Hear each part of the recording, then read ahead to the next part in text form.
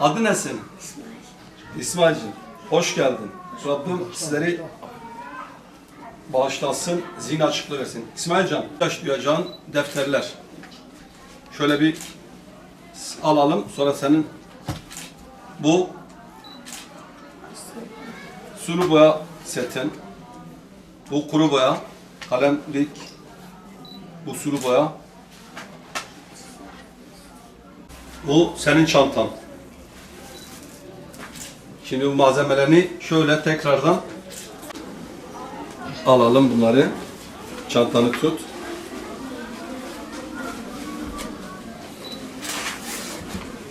Evet.